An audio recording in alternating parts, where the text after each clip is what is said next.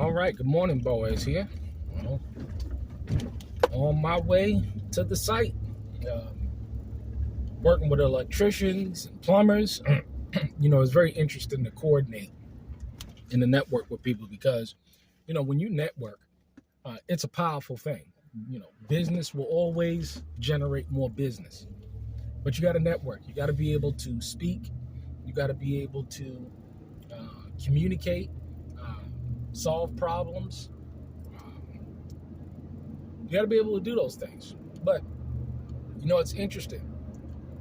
People inquire, and they're inquiring more and more because, people who've been watching me for a number of years, they seen when I first came out to the homestead, they saw, when I first started doing an apprenticeship, they saw my first projects, they saw it all. I'm telling you, man, it's just, it's a blessing to be able to experience that growth, especially in the time of economic decline. And the reason why is because the opportunities are there for those who are willing to work. But people ask me all the time, you're doing this, you're doing that. Are you doing projects? What do you do for fun? And that's a great question. What do you do for fun? Now, everybody defines fun as something different. I got a family full of fun people. I mean, my natural family, they know how to have fun. And when you look at their lives, though, however, everybody's posting pictures of their Cancun trips. They're posting pictures of them at bars and they're going away and they're having a good time. But when you talk to them, this drama, that drama, this relationship is failing, that relationship is failing, this drama, that cousin, this aunt, this nephew, this niece, it's just nothing but drama and stress. And I look at myself and I say, they portray one thing on social media, but in their personal lives, something totally different is going on. And I couldn't personally live like that. But, when you enjoy what you do, you ever heard of the statement, when you enjoy what you do, you'll never work a day in your life?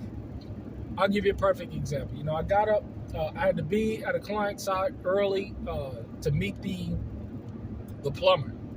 Then we talked and shared ideas in terms of how to solve problems.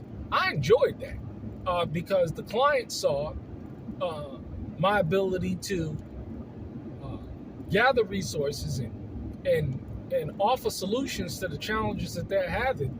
And there's nothing like seeing the peace in their spirit and a smile on their face when they are being taken care of. I find joy in that.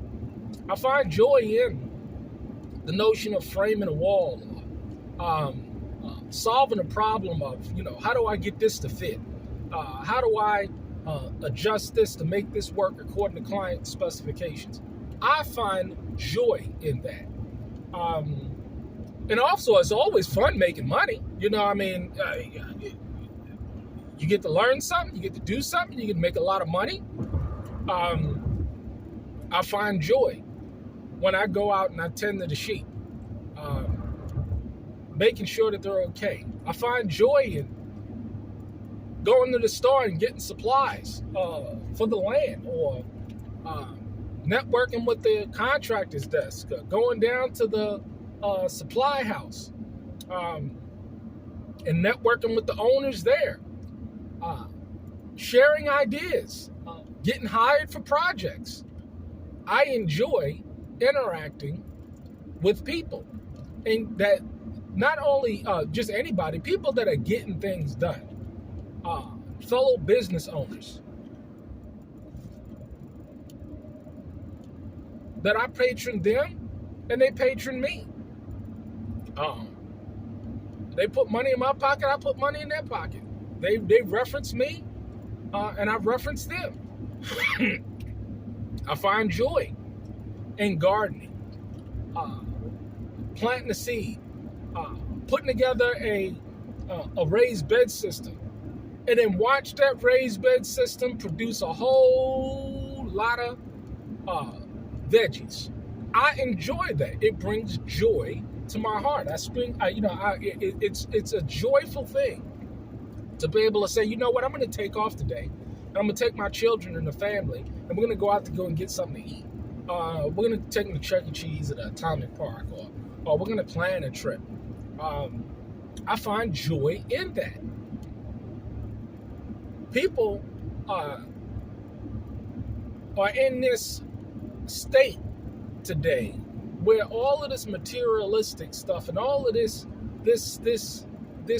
fake joy and this fake prosperity has consumed people to the point where, just like, evil has become good and good has become evil. You got to find joy, genuine joy in what you do. If a wife doesn't have genuine joy in raising her children and tending to her husband and tending to her household, she has a serious problem because she doesn't find joy in it. A husband should find joy in doing these things and making sure that his house is provided for and that his family is safe and secure and taken care of. See, we need to redefine joy, happiness, because the happiness that this world has given us comes along with a whole bunch of debt, a whole bunch of sickness and diseases, a whole bunch of worldly oppression, and people are finding joy in all of that when they're really not joyful at all. I mean, it's sad to see people that are in such distressed situations. You ever seen somebody, they're in a state of calamity and they're asking for prayers for total strangers? It's a sad state to be in. But a lot of people, they find joy in misery. They find joy in calamity. Me personally, I don't understand this mind, but when you understand, I'll say it again, high fructose corn syrup, aspartame, fluoride, forever chemicals in the water, estrogen and stuff and all that in the city tap waters, genetically modified food, and people don't think that they jacked up. They don't believe it at all. But those who have come out and those who understand what's going on in society today, we see it clearly. It's amazing to see something clearly, and then the person that's in the midst of it, they don't see it at all because they're in the midst of this calamity.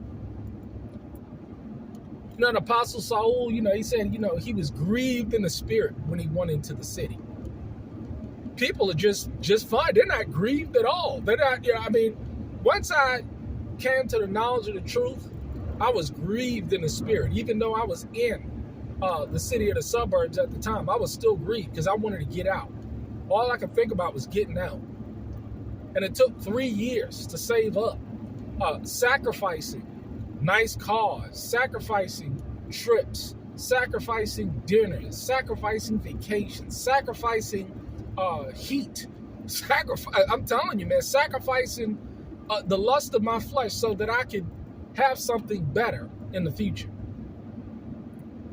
And experiencing that better, I'm glad that I made the sacrifices back then. But you see, people, they're not willing to make any sacrifices.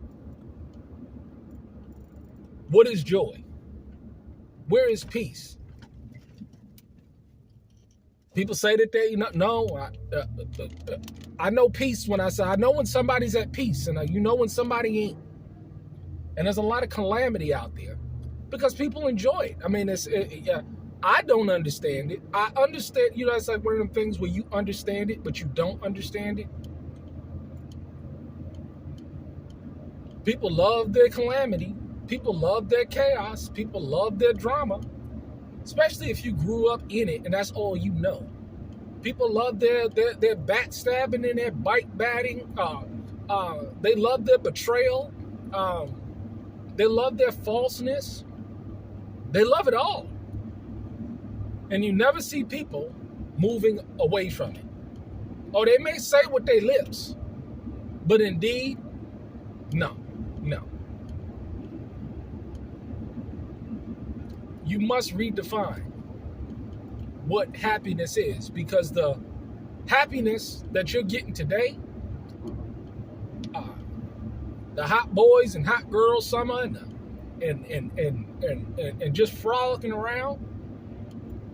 I talk to people. It's one thing on social media, and it's another thing behind closed doors. In and out of relationships, in and out of drama situations, no peace. And then they look at people like us.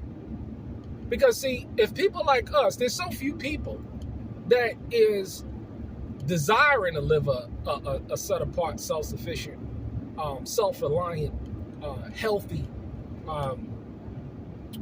lifestyle. Social media is not promoting it. Mainstream media is not promoting it.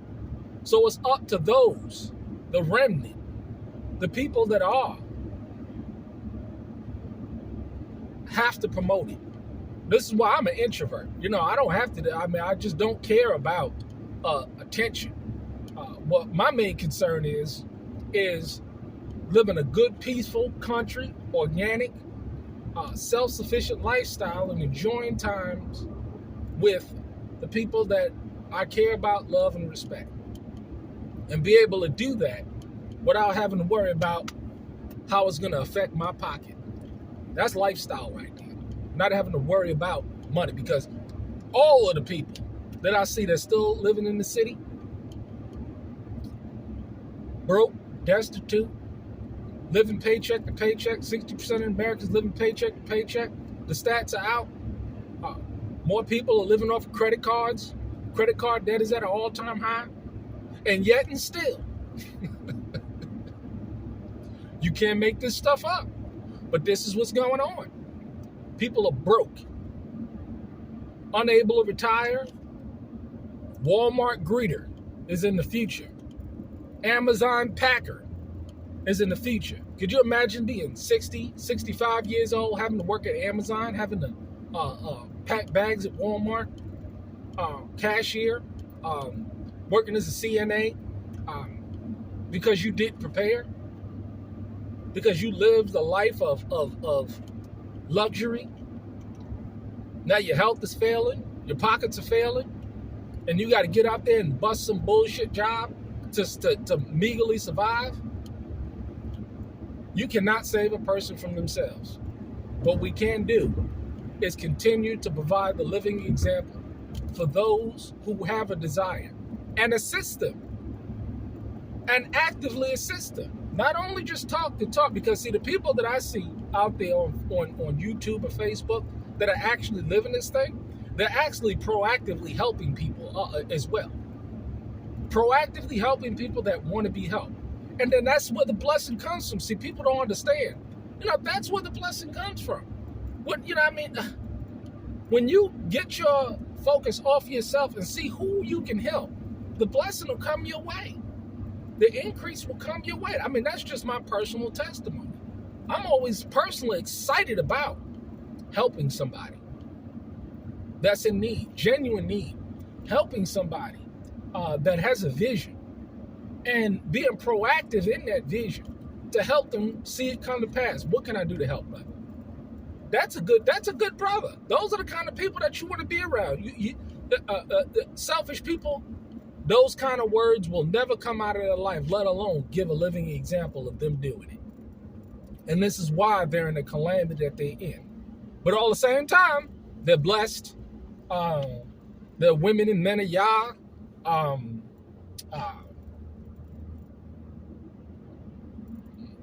But when you look at their life, they're not doing too well. And like I said, that trajectory is on a decline.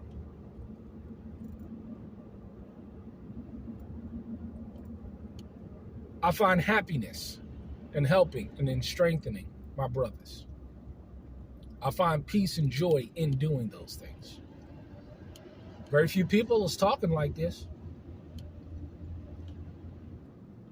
So, in order to gain that peace that Yeshua was talking about, that many people claim that they know, but when you look at their life,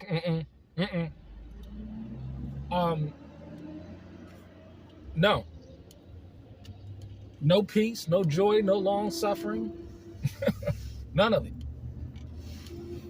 Nothing but calamity and chaos. All the while walking around talking about y'all this and y'all that, and head wraps and fringes. It's a shame. It really is a shame. But that's what you're going to have to do. You're going to have to be transformed through the renewing of your mind. And only through that transformation will you find the peace that you're longing for. Yeah, that's how it works. Somebody out there, please prove me wrong. But let me first check out your life.